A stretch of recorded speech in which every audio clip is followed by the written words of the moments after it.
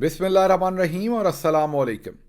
26 जनवरी और पाकिस्तान में इतवार की दोपहर। आज अभी तक की अहम खबरें और मेरा तज्जिया। सबसे पहली खबर आपके सामने यूनाइटेड स्टेट्स ऑफ अमेरिका से रखते हैं, जहां पर सदर ट्रंप की सदारत के 5वें दिन पूरे मुल्क में तूफान बरपा है। ऐसे है जैसे कि जलजला आया हो। जी हाँ, पूरे मुल्क के अंदर जो इलीगल इमिग्रेंट्स हैं, जो बग़ैर कागजात के तारकीन वतन क़याम पज़ीर हैं पूरे अमेरिका के अंदर, वो भले कोई कामकाज कर रहे हैं या वैसे ही इलीगली वो अमेरिका के अंदर स्टे कर रहे हैं, उन तमाम को राउंड अप किया जा रहा है, पकड़ा जा रहा है। लेकिन जो सबसे अहम बात है वो ये है कि उन्हें घंटों के अंदर अंदर तमाम प्रोसेस पूरा करके डिपोर्ट किया जा रहा है। शायद इतनी तेज़ी से ये पकड़ दकड़ और उसके साथ साथ ये जो डिपोर्टेशन है, ये जो डिपोर्ट किया जा रहा है लोगों को, ये शायद पहले अमेरिकी तारीख में ये जो स्पीड है और ये जो मैसिव स्केल है, ये पहले ना देखा गया हो। हर जगह से वीडियोस इमर्ज हो रही हैं। कल भी हमने आपको बताया था कि किस तरीके से लोगों को हर जगह से पकड़ा जा रहा है। कोई किसी पेट्रोल पंप पर पेट्रोल डालते हुए नज़र आता है तो उसके कागजात वहाँ चेक किए जाते हैं।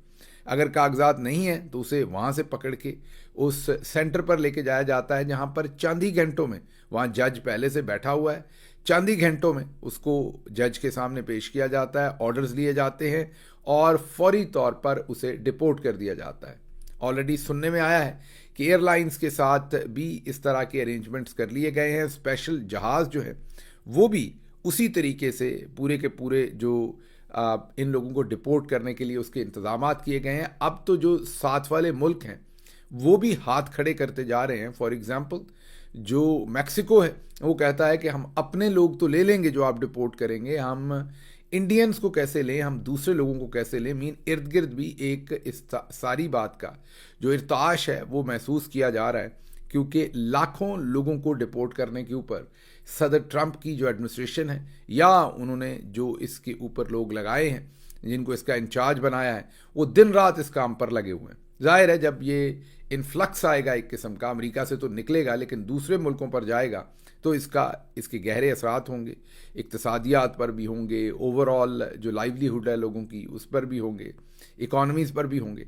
अभी तक हिंदुस्तान वो वाहिद मुल्क है या बड़ा वाहिद मुल्क है जिसने खुद से वॉलंटियर किया है कि हम अपने बड़ी तादाद में जो लोग हैं उनको वापस ले जाते हैं। लेकिन अब मसला हिंदुस्तान का ये है कि हिंदुस्तान के कमो बेश कोई 10 लाख से भी शायद ज़्यादा इलीगल लोग हों। ये अभी कोई हतमी नंबर नहीं है, लेकिन जितनी तादाद में पाकिस्तानी पूरे के पूरे सारे के सारे पाकिस्तानी अमेरिका में हैं, उससे बड़ी तादाद में गालिबन शायद जो हिंदुस्तानी हैं इलीगली अमेरिका के अंदर हैं, उनकी तादाद टोटल नंबर ऑफ पाकिस्तानी जो लीगल हैं इलीगल हैं उन सबको भी मिला लें तो तब भी हिंदुस्तान के सिर्फ जो इलीगल इमिग्रेंट्स हैं उनकी तादाद शायद अमेरिका में ज़्यादा हो।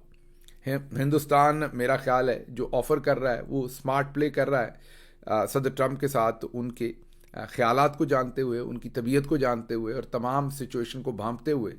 जो नरेंद्र मोदी हैं उन्होंने कहा कि हम अपने लोग खुद लेकर वापस जाने को तैयार हैं।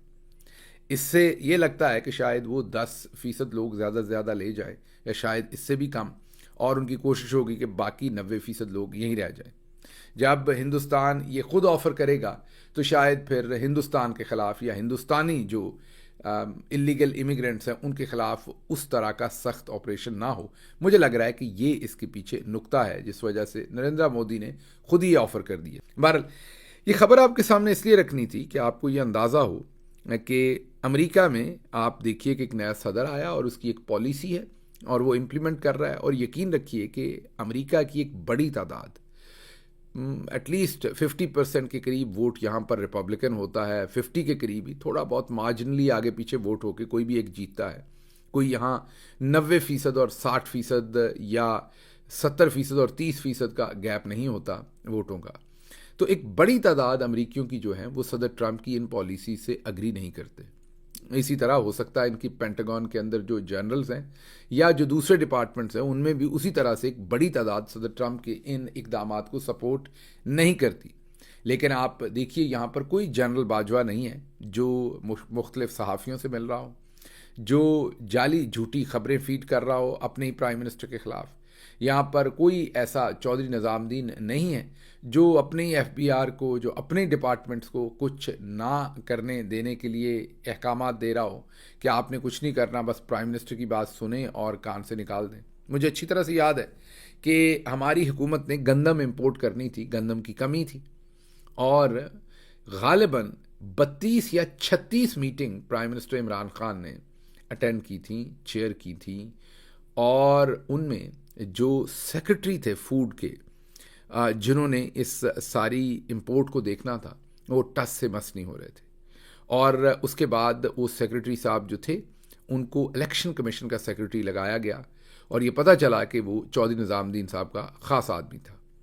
आप सोचिए कि मुल्क का प्राइम मिनिस्टर जो है वो 32 से 36 मीटिंग, मैं उन मीटिंग्स में शामिल होता था, और मुझे नज़र आ रहा था कि प्राइम मिनिस्टर और उनका पूरा जो भी पॉलिटिकल अपॉइंटीज़ हैं वो कितनी कोशिश कर रहे हैं कि वक्त पर गंदम मंगवाई जा सके। लेकिन क्योंकि जनरल बाजवा के अहकामात थे कि हर सूरत इमरान खान की हुकूमत को फेल करना है, तो ब्यूरोक्रेसी उन मामलात के अंदर कानूनी जो मुँह शगाफियाँ हैं वो निकाल रही थी। वो वहाँ पर इतने की मिल रही है, वहाँ पर इतने की मिल रही है, ये ख़रीद लेंगे तो ये नैब का केस बन जाएगा, ये करेंगे तो ये बन जाएगा। मकसद एक था कि गंदम वक्त पर ना आए, क्राइसिस खड़ा हो और इमरान खान की हुकूमत को चलता करें। तो जनरल बाजवा पीछे से बैठे डोरियां खींच रहे थे। आपको सिर्फ ये जो मैंने सदर ट्रंप की आपको खबर दी है कि कैसे पूरे मुल्क के अंदर ये इमिग्रेशन का जो रिपोर्ट करने का काम है, मैंने आपको कहा कि बहुत सारे, एक बड़ी तादाद में अमेरिकन जो हैं वो इसके साथ अग्री नहीं करते। और अमेरिका का जो ओवरऑल सिस्टम है, स्ट्रक्चर है, यहाँ की एग्रीकल्चर, यहाँ की हाउसिंग की इंडस्ट्री, पहले ही अमेरिका में जो पिछला साल गुजरा है वो पिछली 3 दहाइयों में, जी हाँ 30 सालों में सबसे कम घर जो हैं वो पिछले साल में बिके हैं। उसकी वजह यह है कि कोविड के बाद घरों की जो कंस्ट्रक्शन कॉस्ट है वो अमेरिका में बहुत ज़्यादा हो गई है, जिस वजह से 30 सालों में, 3 दहाइयों में सबसे कम घरों की जो फरोख्त है, सेल है, वो पिछले साल में हुई है।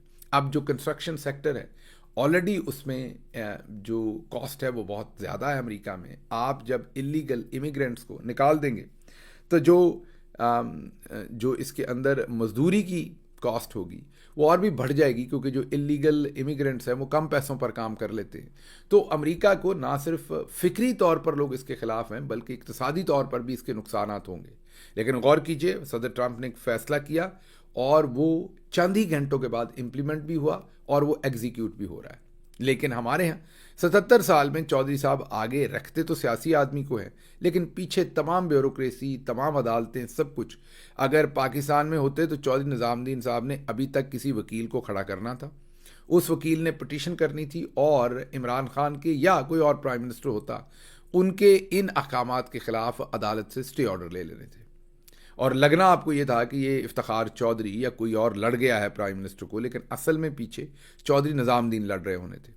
तो भले एफबीआर की ब्यूरोक्रेसी हो, या मैंने आपको फूड मिनिस्ट्री के सेक्रेटरी की बात की, या भले अदालतें हों, चौधरी साहब ने हर सूरत वज़ीर आज़म को फेल करना है और ये दिखाना है कि ये तमाम सियासतदान जो हैं ये इनकम्पिटेंट भी हैं और कंप्रोमाइज्ड भी हैं। यही वजह है कि फिर उनको बार बार वापस आकर इक़्तिदार संभालने का मौका मिलता है। अगली खबर जो है वो इसी से रिलेटेड है। बलूचिस्तान के अंदर इस वक्त एक बहुत बड़ा एहतजाज हो रहा है।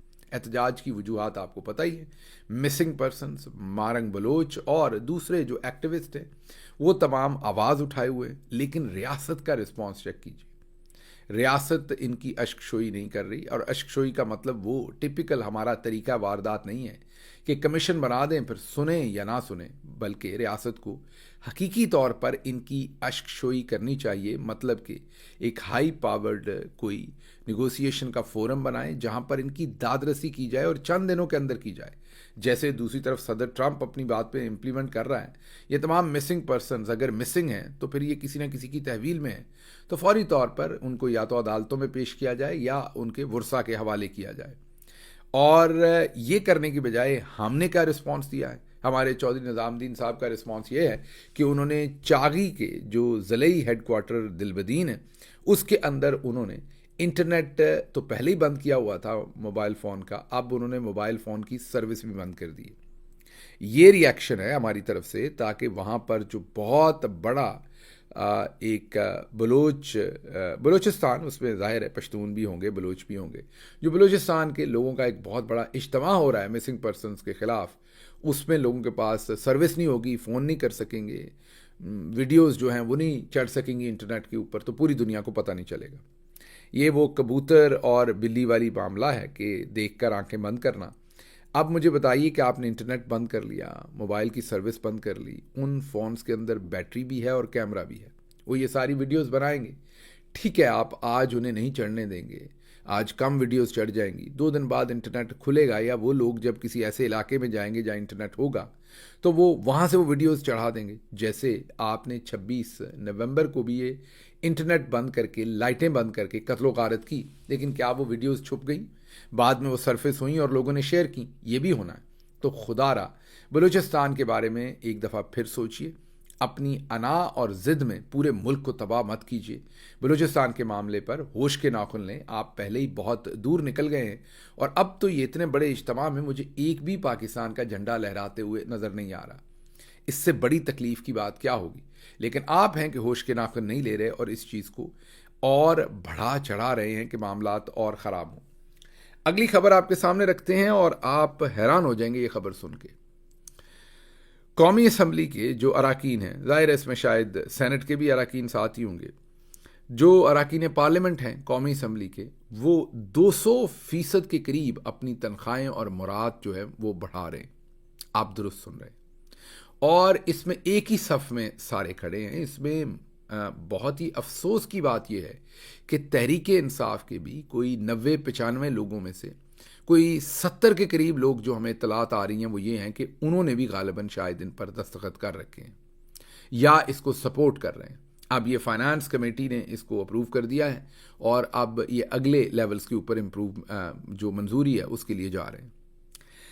अब अगर तो इमरान खान इस वक्त जेल में ना होते तो वो इस चीज़ के ऊपर फौरी तौर पर बयान जारी करते और कान भी खींचते अपने उन तमाम लोगों के जिन्होंने असम्बली में बैठ के इनके ऊपर दस्तखत किए हैं या इस मामले को होने दिया है। एक तरफ पूरे मुल्क के अंदर गरीब की हालत यह है कि मैं आज की आपके सामने खबर रखता हूँ कि सब्ज़ी मंडी के अंदर एक किसान जिसके पास 50 मन के करीब गोभी थी, जी हाँ कॉलीफ्लावर गोभी, वो बेचने आया था। उसकी गोभी जो थी वो फ़ी किलो 2 रुपए की बिक रही थी। उसने कहा कि मेरी तो कॉस्ट भी 7-8 रुपए से कम नहीं है, तो मैं 2 रुपए की कैसे बेच दूँ। जब उसको रेट सिर्फ 2 रुपए का लगा तो उसने वहाँ वो फ्री बांट दी, तंग आके पूरी की पूरी, जिस भी वो कार्ट पे लाया था, ट्रॉली पे लाया था, उसने पूरी की पूरी वहाँ खाली करके फ्री में बांट दी। उसने कहा 2 रुपए में तो मुझे घाटा ही घाटा है। एक तरफ ये हालात हैं कि जो आपका किसान है उसके पल्ले कुछ नहीं छोड़ा, और दूसरी तरफ आपके जो मेंबर पार्लियामेंट हैं अक्रॉस द आयल, ये नहीं कि उसमें कोई एक जमात है, अक्रॉस द आयल मैं इसलिए कहूँगा, शरारत तो ये नून लीग की है लेकिन इसमें तहरीक इंसाफ के लोगों के भी सिग्नेचर्स हैं। कोशिश करेंगे जल्द के ऐसे तमाम लोगों जिन्होंने ये सिग्नेचर किए हैं उनको, उनके नाम आपके सामने रखें। अब आप ज़रा गौर करें कि ये कितनी खूबसूरत पॉलिटिकल एक मुहिम है। आप एक मिनट के लिए सोचिए कि कोई और जमात हो और उसके इतनी बड़ी तादाद में MNAs ने सिग्नेचर किए हो और कोई शख्स जो उस पार्टी से बिलोंग करता हो उस पर इतनी खुल के तनकीद कर सकता हो। ये खूबसूरती तहरीक इंसाफ की है, असल में ये खूबसूरती इमरान खान की है। अगर उन्हें कोई जाके शिकायत लगाएगा कि शहबाज गिल ने आपके 70% MNAs ने जो फैसला किया उसको कंडेम कर रहे हैं, वो उसके ख़िलाफ़ बात कर रहे हैं, तो वो कभी भी, मैं अभी आपको पूरे कॉन्फिडेंस से बता रहा हूँ, वो मेरी सताइश करेंगे ना कि तंबीह करें। वो ये कहेंगे कि दुरुस्त किया है, क्योंकि उनका ये नज़रिया है कि जो कौम का पैसा है उसे बहुत ही एहतियात के साथ इस्तेमाल करना चाहिए। मैं एक दफ़ा फिर अपने तमाम MNAs से गुजारिश करूंगा कि अभी मुल्क के हालात ऐसे नहीं हैं। नून लीग को तो कोई फ़र्क नहीं पड़ता, उन्होंने तो ये शरारत इसीलिए की है कि वो तो यहाँ लूटने आए हैं, खाने आए हैं, लेकिन आप इमरान खान की पार्टी के ऊपर, निशान के ऊपर, उनके टिकट पर जीत कर आए हैं, उनके नाम पर आवाम ने आपको वोट दिया है। आप इस तरह की भोंडी हरकत के अंदर शामिल मत होइए। 200% आप अपनी मुराद बढ़ा रहे हैं जब पूरा मुल्क कर्जे में डूब रहा है और गरीब आदमी के पास 2 वक्त की खाने की रोटी नहीं है। तो एक तो ये जिन्होंने भी सिग्नेचर किए हैं, मैं उनसे अपील करूंगा कि ये वापस लें अपने सिग्नेचर, इससे डिस्टेंस करें, और मैं कंडेम भी करूंगा इस तमाम बिहेवियर को और इस सोच को जो तहरीक इंसाफ के टिकट पर जीत के असम्बली के अंदर तो पहुंच जाए, लेकिन उनके ऊपर नजरिए का कोई रंग ना चढ़े। अब आप गौर करें, जब मैं आपको ये कहता हूं कि पाकिस्तान के अंदर बदकिस्मती से 95% आबादी मॉरली कोलैप्स कर गई है, तो आप गौर कीजिए कि अगर हमारी इतनी बड़ी तादाद में जो मेंबर नेशनल असेंबली है, ये मेंबरान हैं, अगर ये रिपोर्टेडली है, जाहिर है मेरे सामने डॉक्यूमेंट नहीं है, अगर ये उन्होंने साइन ना किए हुए तो हम माजरत करेंगे, आपके सामने रखेंगे कि नहीं साइन किए। जो इस वक्त पार्लियामेंट को कवर करने वाले सहाफ़ी हैं, वो मुझे बताते हैं कि आपके 60 से 70% MNAs ने साइन किए हुए हैं। अगर ये दुरुस्त है तो फिर इससे बड़ी शर्म की बात नहीं है कि आप इस नज़रिए में किसी सूरत भी सवाए बातचीत के आगे शामिल नहीं हुए। अगली खबर जो है वो इरफान सिद्दीकी साहब का एक तगड़ा बयान है, और वही दे सकते हैं क्योंकि और तो किसी को नून लीग में ये जुर्रत नहीं है। वॉइस राय मोहसिन नकवी आजकल अमेरिका पधारे हुए हैं, और उनके बारे में अब इरफान सिद्दीकी साहब ने कहा है कि वो अपने तौर पर अमेरिका गए हैं, वो किसी की इजाज़त से या पाकिस्तान को रिप्रेजेंट करने वहाँ नहीं गए, अपने तौर पर गए हैं। और इरफान सिद्दीकी ने एक और भी भांडा फोड़ दिया है जिसमें बिलावल जरदारी को भी रगड़ के रख दिया है। उन्होंने कहा कि पाकिस्तान में कोई सरकारी दावतनामा सदर ट्रंप की एडमिनिस्ट्रेशन की तरफ से नहीं आया।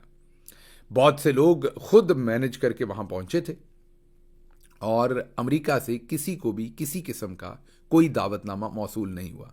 उन्होंने मोहसिन नकवी को भी रगड़ दिया, और उसके साथ साथ बिलावल जरदारी साहब को भी उन्होंने साथ साथ रगड़ दिया।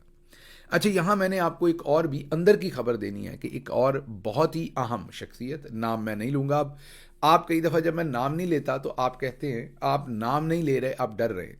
आप एक बात समझिए कि बहुत सारी खबरें होती हैं जो किसी ने देखी और या कोई इसका प्रीवी है, लेकिन मेरे पास उनका डॉक्यूमेंट नहीं है। अब अगर तो इखलाकियात हो इन लोगों में और वो किसी ने देखी और वो सच है, तो ये उससे ना मुकरे। ये तो मुंह पे झूठ बोलते हैं, तो ये कल को आपको सू करेंगे अदालत में और कहेंगे कि डॉक्यूमेंट्स लाएं, तो डॉक्यूमेंट्स तो मेरे पास नहीं है। तो बहुत सारी खबरें जब आपके सामने रखनी होती हैं जिनमें हमारे पास कागजात नहीं होते, तो फिर कानूनी पेचीदगियों से बचने के लिए उनके नाम नहीं लिए जाते। और कोई वजह ऐसी नहीं होती कि किसी का डर होता है या कोई परेशानी होती है, और क्योंकि अगर तो आपके सामने कागजात हैं, जैसे मैंने अभी कहा कि 60 से 70% जो मेंबरान नेशनल असम्बली है उन्होंने इस पर पाकिस्तान तहरीक इंसाफ की तरफ से गालिबन रिपोर्टर ये खबर दे रहे हैं कि उन्होंने इस पर साइन किए। अब मैं किसी का नाम नहीं ले सकता, तब तक नहीं ले सकता जब तक वो लिस्ट मेरे सामने ना हो। तो लेकिन अब क्योंकि बहुत ही मुसद्दका सहाफ़ियों ने ये देखकर बताया है, इसलिए मैं खबर आपके सामने रख रहा हूँ। इसी तरह आप जो अगली खबर रख रहा हूँ वो ये है कि पाकिस्तान से एक बहुत ही अहम शख्सियत जिनका खूबसूरत लगने का मुकाबला हमारी बाजी मरियम नवाज़ के साथ है, मतलब कि खूबसूरत, या आप ये कहिए कि एक दिलकश पर्सनालिटी, एक बारोब या एक अट्रैक्टिव एक पॉलिटिकल पर्सनालिटी लगने का उनका मुकाबला वो खुद से उन्होंने अपने दिल में बनाया होगा। और वो अमेरिका में, आपने उनके बारे में इत्तलात आपको आई होंगी कि वो अमेरिका में वो शख्सियत हैं, और वो शख्सियत जो है वो अमेरिका में गायब है पिछले चंद दिन से। वो असल में यहाँ पर एक प्लास्टिक सर्जरी जो है वो शख्सियत वो करवा रही है। प्लास्टिक सर्जरी जो है वो न्यूयॉर्क के ऊपर बॉस्टन का जो इलाका है उसके दरमियान में एक जगह है जहाँ पर वो प्लास्टिक सर्जरी जो है वो रूनुमा हुई है। और इसकी और भी तफसीलात हैं, लेकिन मैंने जैसे कहा कि अमेरिकी कानून में भी आप किसी की जो मेडिकल डिटेल्स हैं वो किसी के साथ शेयर नहीं कर सकते, यह कानूनी तौर पर जुर्म है। इसलिए जिसने मुझे खबर दी वो मुझे और तफसीलात नहीं दे सकते, और मैं भी आपके सामने मज़ीद तफसीलात नहीं रख सकता। लेकिन ये आपको बता सकता हूँ कि एक बहुत ही अहम शख्सियत जिसका नाम मैं आपके सामने नहीं रख सकता, वो प्लास्टिक सर्जरी करवाने में यहाँ पर मसरूफ़ हैं। अच्छा जी, अगली खबर आपके सामने रखेंगे कि आज मलिक रियाज को तमाम लोग करप्ट कह रहे हैं, और मलिक रियाज के ख़िलाफ़ नून लीग भी बयान दे रही है और पाकिस्तान के मिलिट्री जनरल्स भी दे रहे हैं। लेकिन हाल ही में, आपको पता है हाल का मतलब है 2023 की बात आपके सामने रखते हैं, जब दुबई के अंदर मलिक रियाज की नवाज शरीफ से एमरेट हिल्स के अंदर मुलाकात हुई थी। एमरेट हिल्स में गालिबन इसाक डार साहब के साहबजादों का रहायशगाह है। तो उस वक्त वही मलिक रियाज अच्छे थे जब मलिक रियाज ने 18 अरब में वो प्रॉपर्टी ख़रीदी जिसकी कीमत असल में महज 9 अरब थी, तो तब मलिक रियाज ठीक थे। लेकिन आज वही मलिक रियाज जो हैं वो करप्ट ठहराए गए हैं, क्योंकि इसको करने से फ़ायदा होता है बयानिए का और इमरान खान के ख़िलाफ़ केसेस बनाने में, और ये तमाम झूठ बोलने में बयानिया सीधा चलता है। वरना जैसे मैंने आपके सामने पहले भी बहुत दफ़ा कहा कि अगर मलिक रियाज करप्ट हैं तो पाकिस्तान के दर्जनों मिलिट्री जनरल्स ने उनके पास नौकरी कर रखी है। अब मलिक रियाज खुद तो सारा कुछ नहीं करते होंगे, वही जनरल्स ही उनके लिए काम कर रहे होंगे। तो फिर अगर वो सारे करप्ट हैं तो फिर सोचिए, एक बहुत बड़ा इदारा है फ़ौज का, उन्होंने उनके खिलाफ अभी तक एक्शन क्यों नहीं लिया। और सिर्फ ये फ़ौज मीन मिलिट्री से नहीं है, एयरफोर्स से भी लोग उनके पास नौकरी करते रहे हैं, उनके पास नेवी में से भी करते रहे हैं, ब्यूरोक्रेट्स भी करते रहे हैं। लेकिन बहरहाल अगर इतनी बड़ी करप्शन हो रही थी और इतने सालों से हो रही थी, तो इसका मतलब है कि फिर पिछले जो आर्मी चीफ्स थे या DGISI थे, वो तमाम के तमाम आंखें बंद किए हुए थे इस करप्शन पर। और अगर आंखें बंद किए हुए थे तो इसका मतलब है कि इस करप्शन का वो हिस्सा थे। तो इसलिए ये जो मंजन है ये बिकने वाला है नहीं, लेकिन बहरहाल अब ये मंजन बेचा जाएगा। मैंने बार बार आपको बताया कि ये कभी भी किसी सूरत मलिक रियाज को एक्स्ट्राडाइट करवा के नहीं लाना चाहेंगे, ना ला सकते हैं, लेकिन आपको यहाँ पर ये मंजन ज़रूर बेचेंगे। आखिरी खबर आपके सामने रखते हैं कि राणा सनाउल्लाह ने कहा है कि जुडिशल कमीशन बनाना कोई आसान काम नहीं है। सियासी मामलात पर इस्टेब्लिशमेंट तहरीक इंसाफ से बात नहीं करेगी। PTI की इस्टेब्लिशमेंट से बात की गलत फहमी आने वाले दिनों में दूर कर दी जाएगी। और साथ उन्होंने कहा कि जुडिशल कमीशन बनाना आसान नहीं है। अगर PTI तकाजा करेगी हम बना देंगे, लेकिन फिर मेंबरान हमारी मर्ज़ी के होंगे, मतलब कि फ़ैसला हमारी मर्ज़ी का होगा। जुडिशल कमीशन का जो उसमें से बाहर चीज़ निकलेगी वो हमारी मर्ज़ी की निकलेगी। खबरें और भी हैं, लेकिन मुझे यहाँ से इजाज़त दीजिए। अल्लाह आपका हामी और नासिर हो। पाकिस्तान जिंदाबाद।